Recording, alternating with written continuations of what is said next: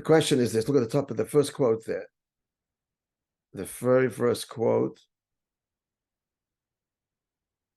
And Avram took another wife, and her name was Keturah. This is 40 years after the story of the Akedah. Avram is very old. The Torah testifies that he was old. And this is after Sarah passes away, sometime afterwards.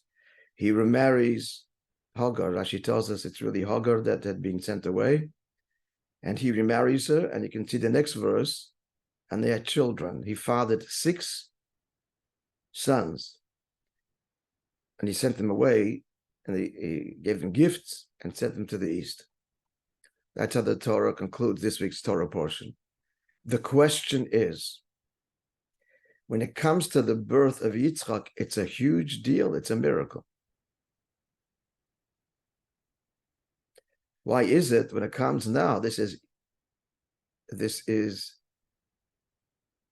40 years later.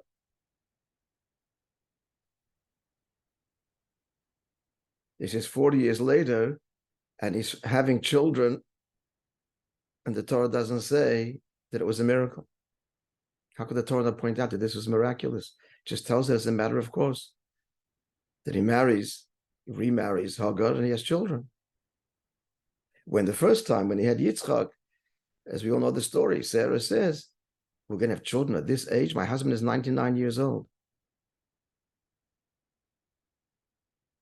And I'm old. And the miracle was, nonetheless, they had their child Yitzchak. This is even a greater miracle. This is 80 years later, almost, since the birth of Yitzchak.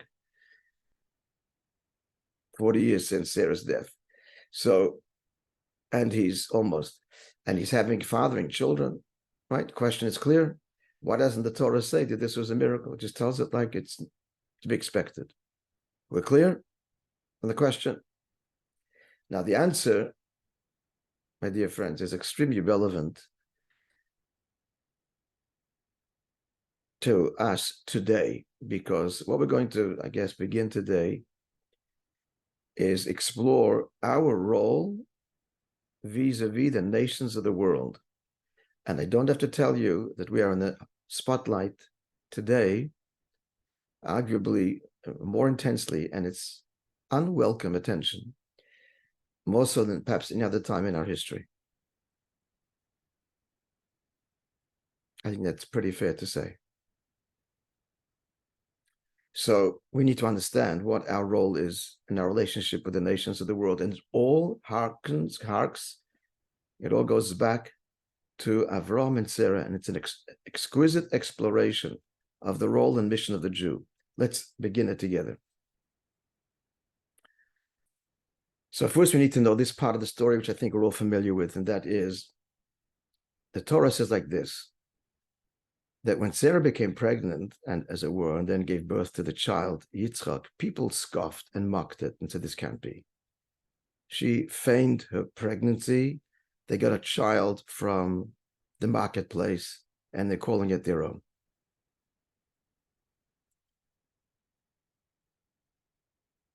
They were old. So what happened? When the day that she completed nursing Yitzchak, they made a big 3 years old. They made a big feast. Everybody was invited, and she herself nursed the children of the noble women, the princesses that had come to this party. So they were all saw that she had been rejuvenated, and she was a legitimate, and she's the true mother. Now, the question is, why was this necessary? It was enough for the mothers to see her nurse her own child. And that would prove to them, they would see that she is in fact, and they would see that her skin, her body, she'd been rejuvenated, she'd become youthful. Why was it necessary to nurse other children, non-Jewish children? And the Torah relates that there was much joy in the world then. Also, when Yitzchak was born, another thing, I'm all pointing to the effect right there with the birth of Yitzchak on the world at large. She's nursing other children. And moreover, the day that he was born, there was much laughter in the world. She said, all that hear about this will laugh and rejoice with me because many prayers were answered. People that could not conceived then, and healing and blessings brought to the world with the birth of Yitzchak. Again, pointing to this is not just Yitzchak born, but there's something happening in the world at large. Now, moreover, we need to note that both Avrohom and Sarah had a name change before Yitzchak was born.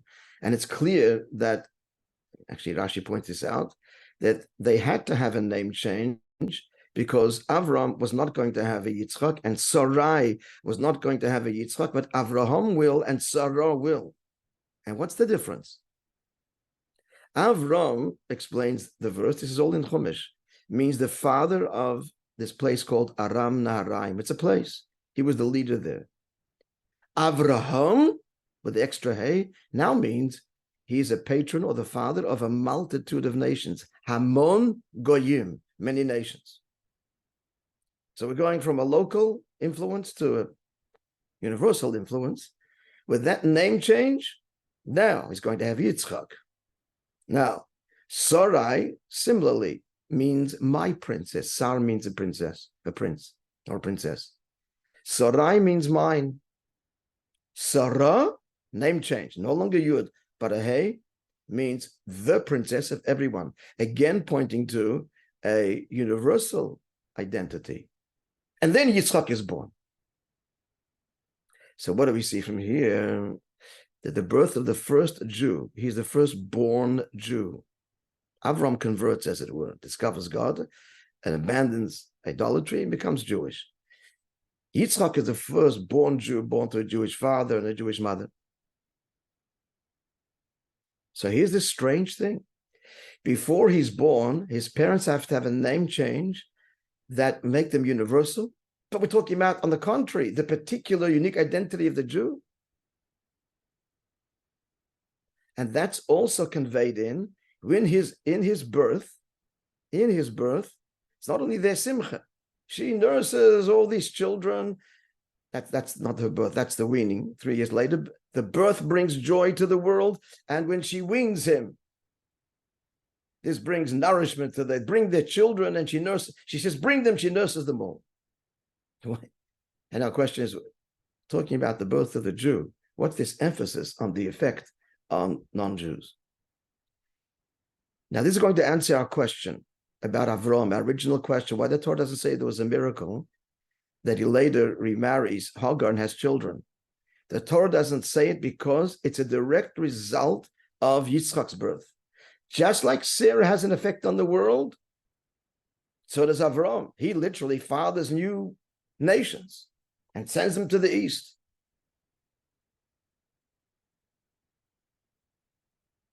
So, answer to our question, the Torah need not say it, that there was because there was no new miracle. It's all part of the original miracle of the birth of Yitzchak. That necessitates, and integral to that, which we need to explain, is the effect on the world. Evidenced in both Sarah and Avraham. Sarah, she's nursing these children. People are having children when Yitzchak was born earlier.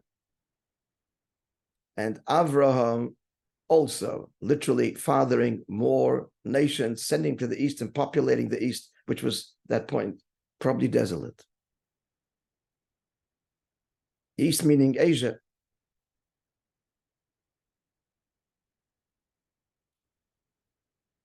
So we have to understand why this is so.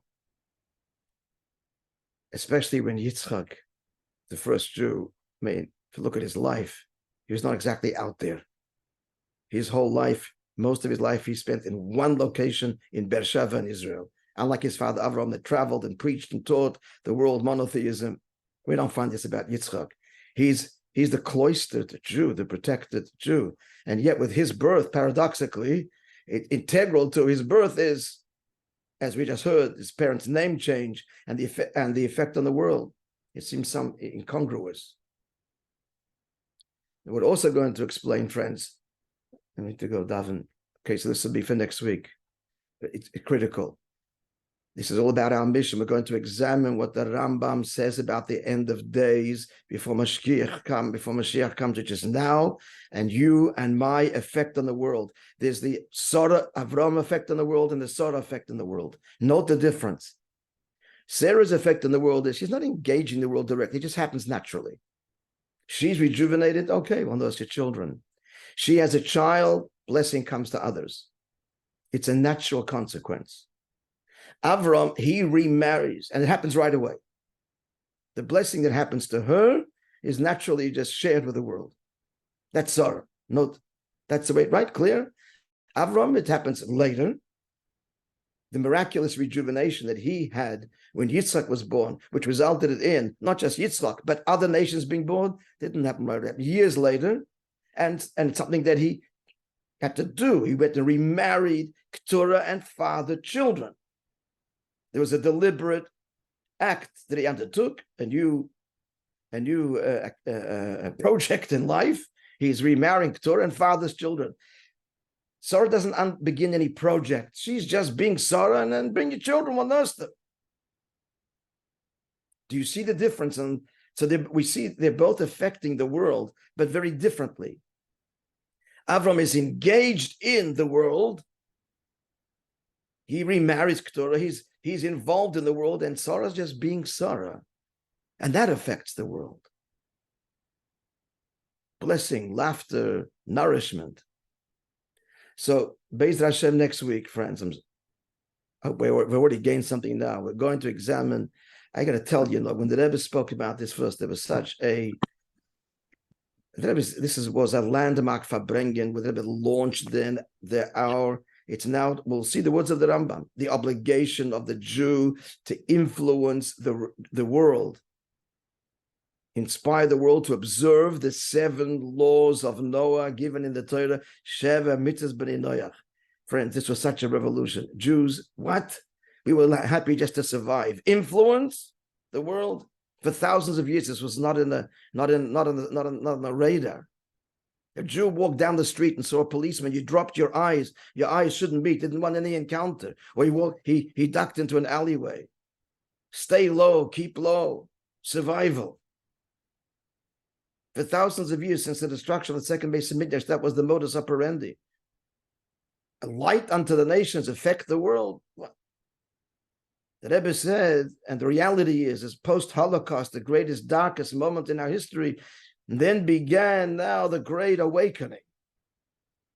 The Great Awakening, and our obligation, you will see it, it'll shock you if you don't know about this, our obligation that an individual Jew has and collectively we had to influence the world, and which is why I'm answering you right now. Yitzchak, the first Jew, right away integral to that is the effect on the world. But there's 2 effects, the Avram effect and the Sarah effect, which you're going to explore and explain, that you and I need to do.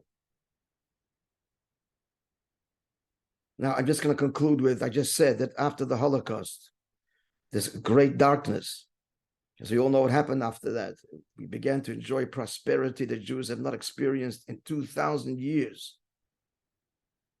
Back to our homeland, the miracles, not one, but many, Israel, and Jews all over the world. Friends, you and I are living in a comfort and in freedom that for 2,000 years, this was the stuff of dreams, actually not thought possible. When Mashiach will come, it'll be like that, but not in exile. Jews are destined to suffer and be persecuted.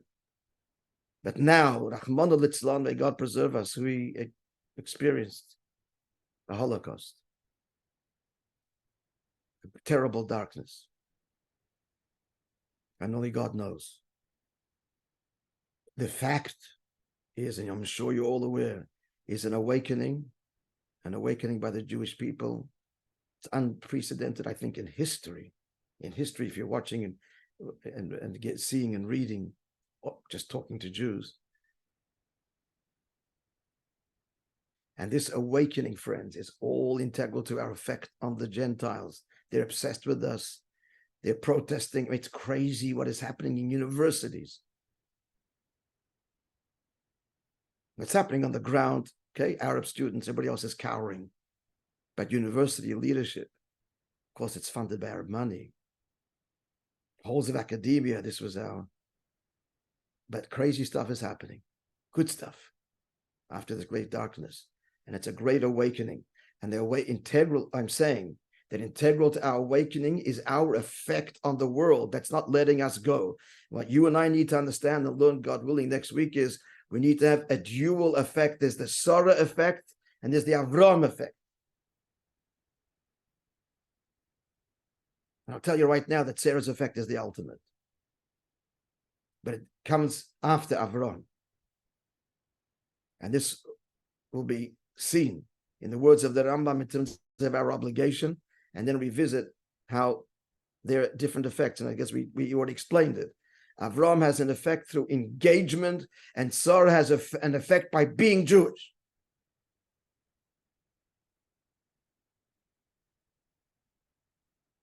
Naturally. So Be'ez Hashem, friends, God willing, next week, have a wonderful Shabbos. We should hear good news. It should be a true Shabbos of peace and serenity, and we should merit the day that is all Shabbos. Amen.